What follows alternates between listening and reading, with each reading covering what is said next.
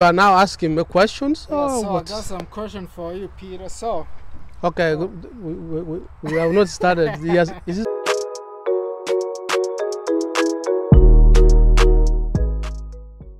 Alright guys, welcome back to my channel again. Today we have another special guest. You guys, I'm sure have seen him in the previous video.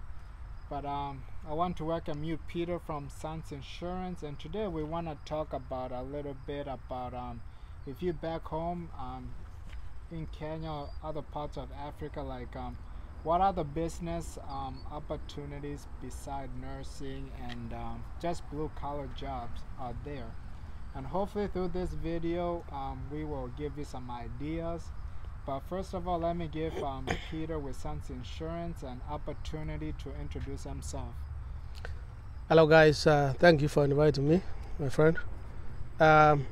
As you have heard, my name is Peter from Sun Insurance Agency. I'm a professional insurance agent. I'm based in Madison, Wisconsin, the US. And I've been doing this business for the last 10 years. I went to school, did some classes, and I did a certification.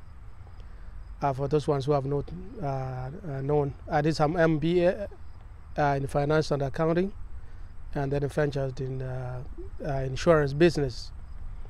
So I focus in small business owners, provide them insurance and some consultations on how to start their business.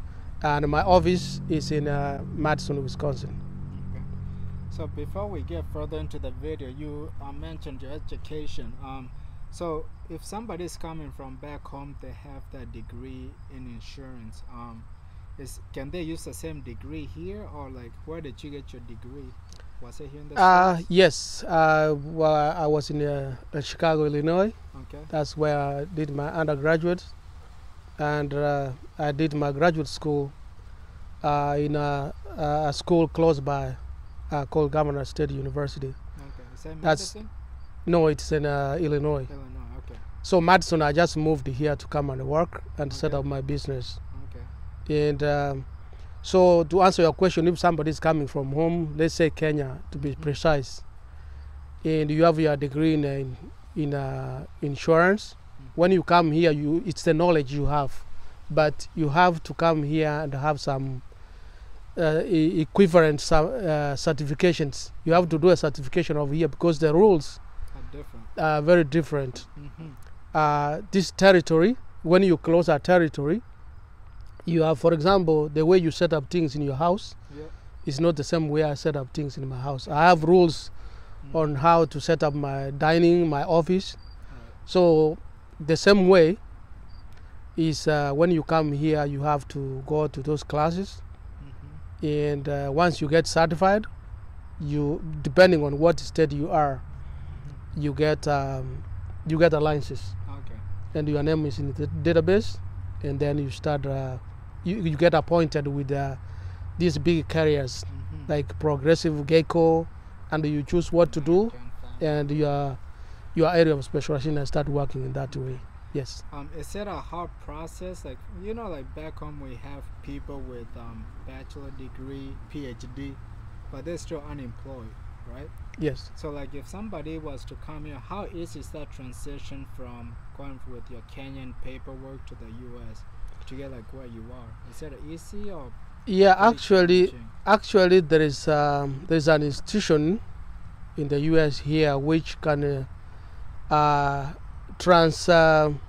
they just translate your academic credentials to the US equivalence. Okay. So those credits you have here, if they recognize here, if you come to any college or university, you don't have to go and start doing those courses afresh. Okay. So they will give you some credits, and then they will introduce you, like you don't need this kind of prerequisites to start this kind of course. Okay. So it's very important, if you have your degree, when you land here, you apply for these colleges, go to the admission office, to the foreign student admission office, and talk to the counselor. They have counselors there. Tell them what you have on the table and what you can do with those classes. Okay. But if you keep quiet, they might not know. They will tell you, okay, you need all this. Go start from this course to this Yeah. course, and then from there. And So in wasting some time way, and money. correct. So in some way, speak up. You know, tell people what you have. Yeah. Don't keep quiet to yourself. I don't know if you know much about this. You know, like I have a lot of fellows from Kisii. You know, they ask me like, hey, you know, I have this certificate, I have this degree. Can you please help me to come there so I can, you know, have opportunity like we all do, you know? And it's not like a easier way process, because at the end of the day, it all starts with the embassy in Nairobi, Kenya, right? Correct. Is there anything you will kind of recommend to them that they should do to kind of give themselves a better opportunity of the outcome? So the first thing I could tell my brothers and sisters back home, and we all started from somewhere. We didn't know we were going to come to this country. Right. But the first thing, you have to sit down and decide what you want to do. If you are coming to a foreign country, are you coming to study? Are you coming to work? What are you coming to do? So most of people who come as students, Right. these days, they say you have to go to a cyber cafe and apply by yourself. Okay. Look at the courses you are taking, and you have to prove, before you go to the embassy, you have to prove to them like, why have you decided to come to study here, Right. So, while you can get the same education mhm. in your home country. Right. So come up with a reason to convince those Mhm. people at the embassy before the interview to give you a visa. Yeah.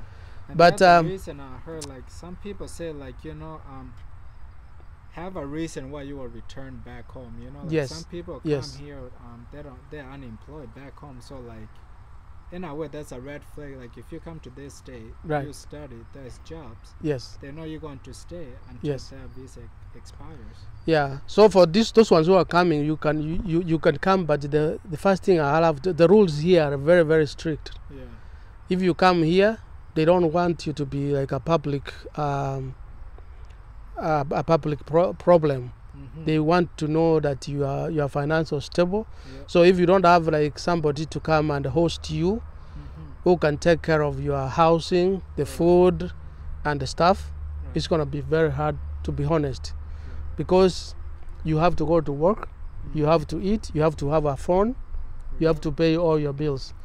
So once you establish that, Yep. and if you want to go to college, you don't have a scholarship. But I do encourage people to think about scholarships and the grants. Yep. So the difference between a scholarship and a grant, a scholarship, you don't pay it back. Right.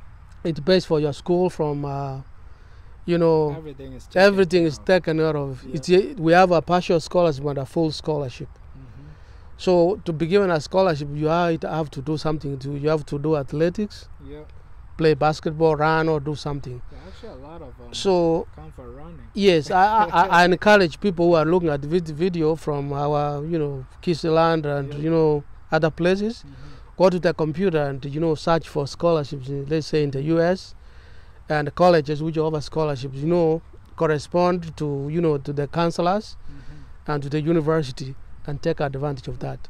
And the other thing they should know, like, there's really no age limit when Yes, to get that. You can be 20, you can be 18, you can be 45, yes. and you still have the same opportunity. Yeah, and actually they have even requirements you have to meet. So read the requirements, read the fine print, Yep. so you don't have to waste your time in applying for something. that you don't And qualify for. so that is scholarship. And for grants, you get a grant and then it's like the financial aid equivalent. So you have to, the government has to give you financial aid, or an institution like a bank give you, financial institution give you the grant. You use it for school for 4 years, and then when you get an employment, you write an agreement, you have to pay it back. Okay. Yes. So since we're talking about that, so like, when it comes to the jobs, you in the trucking industry, I'm in the lawn care and landscaping. Is there some, like, I want to push for landscaping because I feel it's an industry that is not people talk about a lot, and also can be very profitable. especially for our people back home, because the winter conditions here are very harsh, and a lot of people actually go home because they can't handle that condition. Yes. And I just want to talk a little bit about that, and like what other jobs can you recommend for people back home? Yeah, when they get here, I believe. Yeah. So when people get here, there are so many jobs, but depending on your interests and talents and your passion, what you want to do in life. But what I have to tell you through my experience, the time I've been here, sometimes you don't have a choice to choose something like white collar jobs. So through my own experience, I see most jobs like manual jobs, they pay more than sitting in an office. They pay a lot of money. And it gives you a freedom when you become like a business owner. Yeah. You become your own boss. Because the decisions, you make your own decisions, your own budget, and you lay out your own strategies and how to achieve those goals. Exactly. So what I can recommend is we have jobs like trucking business. I do insurance, and I meet a lot of truckers. So the first thing you come here is to consult somebody who knows, who can help you to establish a company. And if you are not ready to create a company, which is a little bit tricky and expensive to do, you can go and work with somebody. You can work with somebody like a driver. They can train you and learn. And first of all, you have to have papers. You have to have permit, working permits. You can't come directly from home like a student and start working. If you are a student, you have to comply. You can't even work. But if you are coming as a visitor and you come here, you apply for a work permit, and you are granted, then the jobs you will be looking at is like the trucking industry, which about these days about 80% of people who come from Africa, they are doing that business. And I don't know about you, but like I've noticed a lot of African and a ton of Somalian truck driver. Have you run to a lot of those? Yeah. Actually, most of my clients, about 80% of my clientele book of business, they are Africans, and they are live in different states. I have some in Delaware, where I'm licensed in. I have some in Georgia, where I'm licensed. I have some in Illinois, Wisconsin, where I'm licensed. So like, do you have like a website? Like, if you know our brothers are back home, like looking to contact you, like, do you have a website? How did you get all these customers? Would you say? Yeah, actually, I started a YouTube channel. YouTube works better for me. I do have Facebook. I do both links on my, but this time I'm really concentrating on YouTube. If you are looking at this video, if you type SON, SON, insurance agency, it will pop up on YouTube. And then once you click, we have so many videos. Like right now, I have about, I believe, 140 something videos. So those videos, the way why I started my YouTube, I used to have a lot of people calling me when we talk about insurance and how they can start a business. So I said, why don't I throw a video out there? People can come in, they can subscribe, they can turn the notification on, share, and I can answer those questions. Because, you know, with this technology, there are a lot of people looking at your company right now. They didn't know about me. I didn't know about you until I found you on YouTube. Now we are working, so networking. So the way I do that's the way you guys can contact me. You can leave, you can send me a message. My phone number is there, and if you land in this country and you want to contact me, you want to start a trucking business, I can hook you up with how to start the company from scratch, and of course free. I don't charge, free of charge, and then I can tell you on how to get insurance, and until you run up, because you have to need the licensing and other stuff, like the MC number, DOT number, and tracking. But the general point I was going to make is if you are coming from the country, it is hard to start the business. It takes time to have the permits. At the migration, you have to work with them to give you. So if you start to work with somebody like a driver, you drive for them, they can pay you, you can learn the job, and from there, you can branch your way out down the road and then start your own business. Yeah, actually it's funny you said it, because that's what I was kind of thinking, because like for landscaping, when I was back home last January, I was home, and like I saw this amazing talented landscapers. Yes. And like, you know, they don't even have the tools we have here, and they were doing some really great work. And for people like that, you know, like if that's your passion, like there's big businesses here, like you can contact if you need to reach out to me, like I can give you some references, like maybe try reaching to this company, try reaching to this, because some of them, they do have working permit where they can come here. Yes. You work for them for 6 months, then you go back home, and around those time you're learning the trade, you're learning how things work here in America. Correct. And at the end you will know how to run a business, and where you can become your own boss and kind of maintain how you want your life and like what your dreams are. And that's very true. A good way for people to come here, just under somebody's belt, learn every skills. Yes. And when you're ready, you can just start your own thing. And don't forget, when you come here, don't forget your family at home. You know, help our people. If you are in the land of opportunity and you have a job, and you know your brothers and sisters, they want to go to school, and your parents, don't forget them. You know, spare some money, you know, take care of your people at home and help them out. But that's the way it is. So trucking, you can make some money, but it's gonna, not right away, but it's gonna take some time, the way you run your business. And the only thing I would say about that, you know, like, yes, we have family back home, and you always gotta be mindful of that. And the other thing I want to add is like, remember, life here in the U.S. is very expensive. So like for people, brothers back home, kinda, it's hard to understand. But like, try to think like, okay, you have come to this country, you got work, rent here, and what it is back home is very expensive. Yes, it is. So just be patient. For if you have a brother in diaspora, like just be patient with them. You can never forget where you come from, and certainly I've not forgot. yeah, that's very true. Family always comes first. Yes, yes, sir. So before we close out the video, anything else you want to add on? Yeah, so guys who are looking at this video, if you land in this country, like now somebody's on the way landing this country, that's why it's very, very important to, you know, recognize our channel, because we don't have a TV station.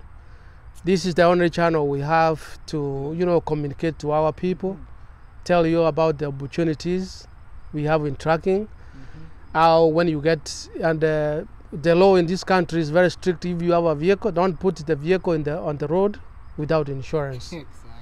Yeah, you buy a vehicle, we can even advise you where you can get a vehicle. I do some videos on how you can buy vehicles, how you go to parking lots, and what you need to know. So talk to us and share our videos. We are here to help you as brothers and sisters. Yeah, you know, like it's funny to talk. I don't know how much time you have today. Maybe we can go to a parking lot, because my truck is getting old. Okay. So I might have to upgrade here in the next year or so. Okay. Like maybe to point out like this, what to look for. Yes. Things not to look for. Yes. But that's another. For another day. Yeah. For another time. Another time. But I'm really happy, guys, you're here, and I really hope our people back home, not even just back home, everywhere, whoever comes across this video, that it was useful to them. Yes. And we just appreciate, and I hope we can keep networking. And you know, I'm planning, even when I go back home, hopefully I can meet Mbarambamba. Yeah, Mbarambamba, if you are watching, you know, we support you, Mbarambamba. We support you. Yeah, we are your subscribers, we are your supporters. Yeah. So if you see our video, you know, go back to Ndizi TV and try to network, you know, like, I want this, not just my channel and your channel, we want to become a community, you know. Yes. we have brothers and sisters coming and going, so like sometimes if they need a place to stay, yes, reach out to us and like we can help and whatever we can do for them. Very true. So, but anyways, I think that's what I have for this video. Thank you so much for joining us today, and we'll see you guys in the next video. Thank you. Bye bye.